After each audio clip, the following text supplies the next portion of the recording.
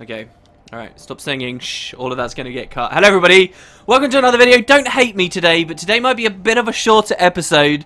I'm very busy with Guild Wars 2 stuff. The community has kind of blown up again, because everyone sort of realised that today was when Eye of the North came out, the final expansion for the first game, and we haven't had a single expansion for the second game yet. And it's also New Year's Eve, and also, most importantly, I have visitors coming in about 15 minutes. So, we're squeezing out an episode here. Today, I saw most votes. We're going for the laboratory, so that's where we're going to be heading. Hopefully you guys like that idea, the majority of you should. But first, we're going to just collect some of this black moss we saw on the floor. Excuse me, I suddenly have a mouthful of saliva here. We're going to grab all of this black moss. Don't forget that we are actually quite excited about getting black moss because this stuff will enable us to create potions of resurrection, which is fantastic. I also was noticing that Loto Patho's inventory is a bit full on my test file. So we're going to, and I know this looks like a mess, okay? But it's better if we just put some of these scrolls and things, which we don't need, but, you know, we've got to hold on to for now, in here. That means I can just dump stuff in his inventory as and when it comes across. So yeah, we've got that, and the other thing I want to show you guys too, if we've got the black moss, before we head through one of these teleporters, is back to that wind gate, which I never showed you guys on the previous episode. And there's actually a pickup for us should we go through it here. So that's back up to the other floor, which we're also about to go to. But check it out. So the wind gate to the surface. This, you always get that weird like lighting bug when you first come through. But check it out. By pulling this lever, we're actually back out here now. See? We're with this weird blade, which we gave up all that time ago. And remember that really tempting looking lockpick that was in the distance? Oh, this is one of those moments. Like, the lockpick doesn't mean anything. I don't really care about the lockpick too much. However, this is definitely one of those moments where you see something a long time ago and you finally get to pick up and you just get that little bit in your brain that goes, ah, that's awesome. Okay, so, now that we've done that, what we're going to do is head back and use this Ice Guardian figurine. I was very angry with myself in the editing yesterday because I was literally stood there talking to you guys saying, hey, so we've got the ice figurine, blah, blah, blah, blah, blah. Started rambling about something else and then just decided to walk off and not even use it. Well, there was the whole point in that. So we're going to come back and what could this be used for? What else did we hear to do with ice? Well, in just the previous chamber, you may remember that we had... I mean, a while ago, actually, we'd seen it now. We had the idea of the ice spikes. It's actually directly below us right now. Remember this chamber here? And so, yeah, let's have a look at this plaque again. With icicles from beneath, I strike at thee. What happens if we put the Ice Guardian figurine here? Now, I was kind of scared. I thought maybe this would be like a spike trap would appear or something. We'd see a new mechanic in the game. But no. So it just drops you down, as you can see here. And we actually get to collect a tome here, which I'm going to put on Sandon for a second. Just makes sense to have him with the tomes. Kind of an interesting thing here as well, the fact that I don't really think... Oh, no, we can. What the heck?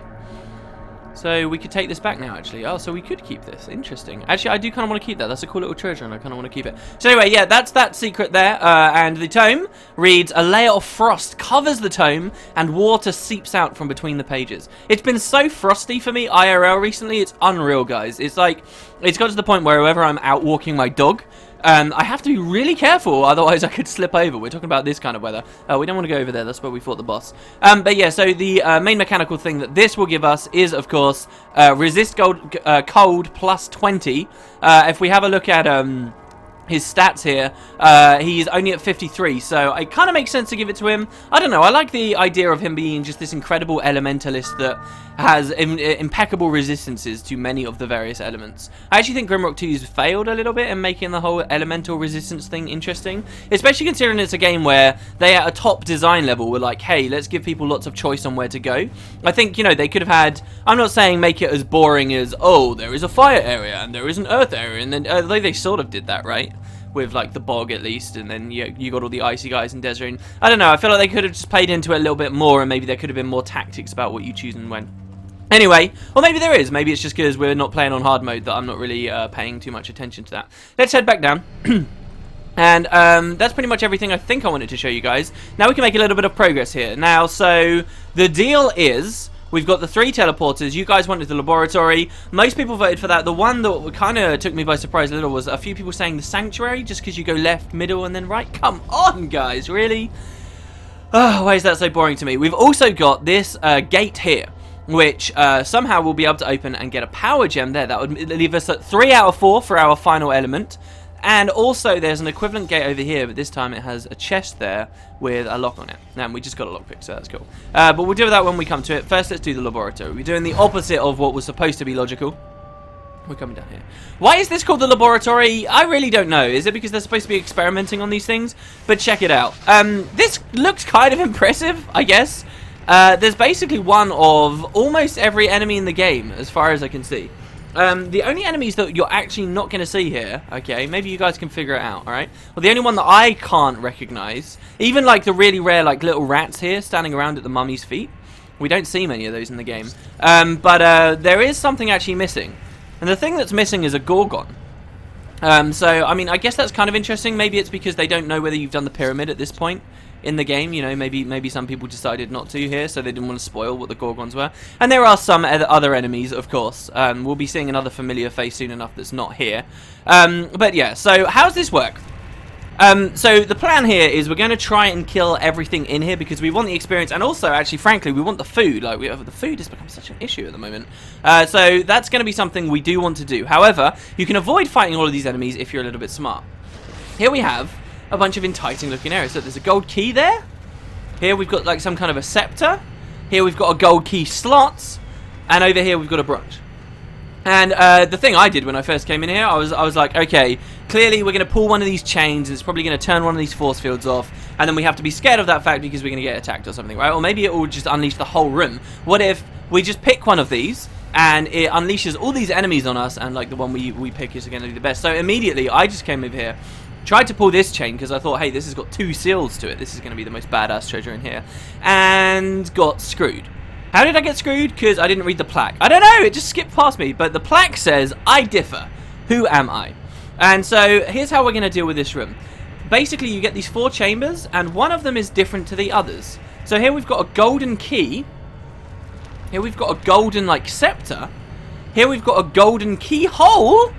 And over here, we have a wooden branch. And I hopefully have just dictated to you guys which one is the obvious one to go for here. We're going to want to go for the wooden branch. So, if we pull this, you'll actually notice, and that was kind of weird, the lever does go down. Now, if we get it wrong, we get blasted with fire and enemies get released on us. So that's like our failure clause. And you can fail multiple times, which will slowly release all of the enemies. Why are you starving, Jonker? We're not even doing anything. God damn you. So that's the first one we did. Unfortunately, this is one of those moments where I'm like, this would have been really cool to see blind for you guys, but whatever.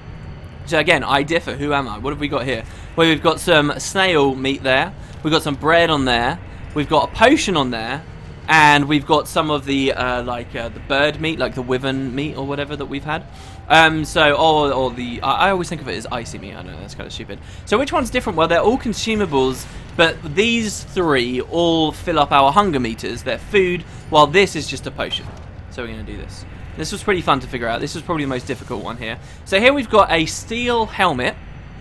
Here we've got a wooden, like a cudgel, a mace. Here we've got a steel shield. And here we've got like a wooden and steel axe. Now these are all like gear for war, right? This is all gear. This is so. What is different about it? Is it the fact that wood's on one of them? Well, no, because there's wood on the axe as well. Is it the fact that steel's on one of them? No, there's steel on over there as well. Is it this one because there's no steel on it at all? Well, you want to maybe be a little bit more careful here. Think about where we equip this gear. This is armor. This is a weapon. This is technically a weapon or something we hold in our hands. And this is something we hold in our hands. So, this is not the correct option. I was really tempted to click this. Ultimately, I didn't mess it up, though. This is the odd one out because we wear it, we don't hold it. Though, I guess, no, yeah, you don't hold what you wear, right? Okay, and so we get the next one. This is a bomb, okay? This is a potion. This is a book. This is a hat. Well, this one I feel like was a little bit too easy because my head had already gone to these ideas with a previous incarnation where we were looking at the idea of things being consumables. If you're thinking about the material that makes up these things, then you get no clue at all, as with the previous one. However, a bomb is consumed through use, a potion is consumed through use, a tome is consumed through use, a hat is not. So that is the odd one out. This made me jump, and I was very scared that I'd failed. No, we're not we're not failing here. These are enemies. So we've got a spider. We've got an ooze, we've got a tortoise, and we've got a cobra, which is the odd one out. The odd one out here, maybe you guys can figure out what like their legs. Well, he doesn't have any legs. He has legs. He doesn't have any legs. Wait, why are there only 3 things? What the heck? What was the other one that I missed there and I didn't show you guys? Oh, and he's got lots of legs. So is it the legs? What about eyes? Well, he's got lots of eyes. He's got no eyes. He's got 2 eyes. He's got 2 eyes. Well, no, you can't really do that either. It's actually really clever if you're trying to think about the anatomy of these animals. It's really clever that it stumps you every time. Well, let's think about it gameplay mechanic-wise. What does this guy drop? I actually can't remember. Does he drop anything at all? This guy can drop us turtle food. This guy doesn't seem to drop anything at all, right? Or that we can remember. And the spiders, can't really remember them dropping very much. Or at the very least, none of them drop food. We know that much, except this guy. And so that is your solution to this one. So more enemies here. Here we've got a bat guy who can fly.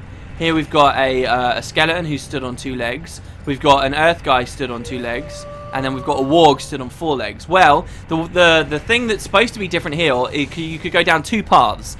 I thought of both these paths because I was working out lots of different things, seeing how it could stump me. This guy is flying, so that's something that's odd about him straight away. But I don't know whether they were really thinking of that. You know, I think they maybe could have had like another flying enemy, perhaps. The main thing, though, another differentiation here, is this guy has the ability to do ranged damage. He can throw those lightning bolts at you, right? The skeleton can't, the rock guy can't, and neither can the warg. None of them have ranged damage except this guy. Or maybe you could say, you know, magical perhaps, but maybe the rock guy is magical. I don't know. Anyway, there you go. And so now all of these are empty. And the door is open. And in theory now we could just progress. We could go ahead, go do our own thing, and finish up with the laboratory. But we do want this experience. So now that you're complete, you can actually come back and start pulling these chains deliberately to fail. And as I say, that's going to hit you with fire straight away, putting you a little on edge. And then you're going to have to start dealing with the various enemies here. And you're going to have difficult enemies to fight. Nothing too crazy. I think Gorgons would certainly be some of the worst. But then you're going to have some, you know, more challenging things. They are literally from everywhere in the game. All these things do want to kill you, by the way. One thing I found really creepy is, like, these flies. I was like, these things move so fast normally. It's cool to actually be able to, like, inspect them. But look, you can't really look at them side on, because the second you move, they come to look at you again. It's so creepy. I don't know, man. It's really creepy. Of course, you can cast a fire shield as well to protect yourself from further fiery woes in the future. So there we go. We'll pull that again and release a warg. And this is good because he'll give us some food. And we'll devastate him. Look at how quickly he dies there. There you go. I think that's all of them swept. Now, it's not like every time 2 things are going to come out. Sometimes you're going to get attacked by multiple things. Sanon actually is hungry, so that you can have some really fresh warg meat. Nobody likes old warg meat, guys. Nobody likes old warg meat. These are so hard to pull. I don't know what's up with that. There we go. Oh my god. That is not what I wanted to press. Oh my god. Okay, good. The turtle actually saved us there a little bit, and it was fantastic. I like how... it's kind of weird. I feel like we should be one-shotting turtles right now, but there's so much damage variance in the game. It's ridiculous. Okay, let's try and pull this again before our fire shield runs out. I mean, Sandon's taking no damage, as you can see, which is awesome. Oh, someone's behind us. Ouch. Oh, it's the rock guy. I mean, these can be pretty dangerous as well because of the injuries. Oh, yeah, this is... Oh, nice one shot. That's brilliant. Yeah, this is the dangerous one because you got the frost elemental, and yeah, they're pretty deadly. You know how much damage these guys can do. They're still a threat. I mean, this isn't quite the same as fighting 4 of them on the shrine when we did that before. No, you don't. No, you don't. There's actually treasure, by the way. If you feel a little bit uneasy about doing this, there is treasure in the next room. Oh, my God. Okay, the rats are coming. Did I just see some rats? Are the rats coming? They're about to turn that corner? Yeah, look, they're... Oh, no. Oh, we can't hit them with projectiles. All right, well, Tikrit... Oh, no, Tikrit can die. This is bad. Oh, would a fireball have gone over them? I think a fireball would have. This is scary. Go, kill. Thank you. Oh, my God. Okay, good. Why aren't you crafting a potion with potatoes? Hurry up. All right, hold on. Oh, he can't use because he's broken one of his hands. It's okay. We got lightning bombs. Lightning does incredible damage. One thing I have noticed is even though lightning does lots of damage to these guys, it's still better for Sanon to use the fire spell because I think because he's spec'd into fire, he does more damage with it anyway. Here we go. We've got loads of mummies. All these enemies coming out. This is mental. I've never seen so many. It's okay, though. These are only mummies. These are like some of the most satisfying things to kill in the whole game. I really don't think they can do much damage. Oh, but that's a ghoul behind them. Okay. That's really bad. Sanon, you need energy, bro. I don't want to use one of those. Has anyone got any energy? No. Oh, God, I'm dilly down. Oh, this is a great idea. Why didn't I think of doing this? We can just go back through here. This is so messy, but sure.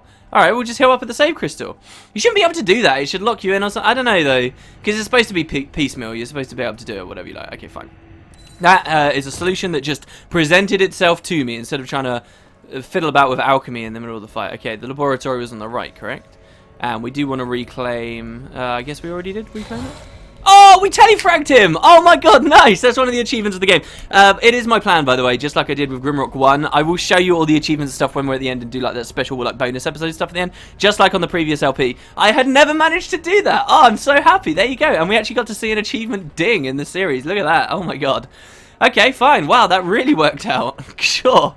I'm happy with that. Okay, another fire shield. And here we go. We'll pull it again. And now we get these enemies. These, of course, move very quickly, but we're going to be killed pretty quickly. He's running off. Wow, he's running off fast. These mushroom dudes are actually kind of dangerous because they will cast earth magic. We haven't seen much earth magic for a long time. I'd love to play Grimrock with like a dot style, you know, experience where you just put tons and tons of AoEs down and stuff. I don't know. I feel like we've been a bit limited. We've been so like traditional. This is like Grimrock 1 tradition right here. The best stuff we've been doing is like the backstab stuff, but that's fine. Oh my god, did he just get a 500 crit on that thing and it wasn't even a backstab? Okay, so there you go, and this really is just for food. The disease is... Oh, the disease is not okay. We're going to eat that because we don't want Jonker to be crippled for this next bit. Because moving slowly is not good. Oh my god, we've been going 17 minutes. Oh, we're down to the wire here, guys. We are down to the wire. I'm sure it'll be fine, though. Alright, we've got this next chamber, and I'm actually going to save in this chamber. Check it out. I sorted all my save files out. I know you're all very proud of me. I'm going to save it onto this one here called 1, which was what I was using on my test file here at this point as well. So, why can I hear, like, what sounds like a monster? Here we get... Oh, no, we can't hear a monster. We can hear these. We can hear some spikes in a giant room. This is a cool chamber. I guess I sort of spoiled it for myself. I saw this huge, like, long corridor on a map before I got here, even, when I was just browsing through Grimrock maps. And I thought this was going to be, like, some kind of huge boss environment, but no, it's just this huge chamber as a part of the laboratory puzzle. And what we're going to get to, how the hell are we going to get through there? We get this note, which Tikrit will read. Dear visitor, what can never be observed, but his presence prevents everything from being seen. Answer me this, and you shall be guided to the other side. My immediate thought when I originally read this was dark matter, and then I stopped for a good, like, 180 seconds just thinking of various things, like fog and stuff, and then I was thinking light, and then I realized, oh, the answer is dark. Darkness, what can never be observed. You can't observe darkness. Well, you sort of can. I don't know. Maybe it's not the best riddle in the world. But his presence prevents everything from being seen. Darkness, and you will notice, funnily enough, in this room, we have a torch. So if we take the torch off and throw it on the floor, if we cast our darkness spell, and then there's one final torch down here, which if we get get the timing right, we shouldn't kill ourselves. Ouch, that really hurt. If we do that, and now look back in the room, you'll notice it totally changes the way everything looks by plunging ourselves in darkness. So now that we have got this very dark environment, I will save once again. What happens is the light illuminates the safe spots that you can travel on. So the next time they raise up, for example here, we will be safe, as you can see. And now we need to make a run. Someone's injured their leg. That's not good. I'm loading the game. That's not good. Okay, pretend that never happened. You do not want to be injured for this whatsoever. That sucks, man. The one that Spike we got hit with, trying to recover the torch, managed to cripple us in such a dangerous way. Yeah, well, yeah, you want your normal, regular speed here. So I guess we will waste a blood drop cap on that. Just because I can't be able to go all the way back to the save crystal again. Thing is with this game, I think if you're really frugal, it's too forgiving. That was probably a bad idea with the food there, but whatever. Okay, so here we go. Blood drop cap. I set myself out a time. Oh my god, and the disease? Is he still crippled even though he's diseased? I mean, we could make cure disease. How was cure disease again? It was like mudwort and falcon sky, right? No, that was transmographers. Was it etherweed? No, that's shield. I don't know. I don't want to faff around with this. Okay, so here we go. We're going to find some light. And we're going to head down. There is actually a secret in this chamber as well. And a few items to pick up. There's like a crossbow quarrel. There's some cheese as well. So you want to grab that cheese if you can. My advice, take it easy. Just go slow, you know. Like, every time I tried to do this and I just panicked and I went too quick, it was always a big problem. So there's a quarrel near us. So what I want to do is just wait for the perfect time to grab it. When this one lights up in a second. Oh, no. It was there on the right behind us. God damn it. Okay. Alright, that's bad. Come on, light up the frigging quarrel. It's there, it's right there, and I'm terrified to move across and grab it. Oh, this is bad. Okay, so it's over here. Over here. Over here. I can't see it anymore, guys. Where the hell is the quarrel? This has got to be it. There we go, nice. I actually got my entire party killed in an attempt to find that before. There's also a secret button where I'm stood right now. and we're going to just climb up as quickly as we can. So that wasn't too elegantly done, but that secret button will open this doorway here for a secret for you. Otherwise, you're just going to find this skull key here at the far side of the chamber, and that is what we need in the main room, if you remember. However, since we're over here, and we managed to, let's reclaim our secret. Oh my god, the interferences are real. Over here, and you actually notice this thing, which you could have looked through, I guess, if you'd been spied it out properly. Got a lockpick there. We don't need it to open this up. We get some loot. We get a fire torque. 2 metal bands that clamp tightly around the neck. A faint sound of crackling embers can be heard emanating from it. This is 50 fire resist. This halves the fire damage you take. This is important. We're actually going to keep this probably on Tikrit. Sanon doesn't need it, but someone else can get a big improvement here too. This sword also, should we collect it, is something we could have got from the cache a long time ago if we'd chosen the warrior cache.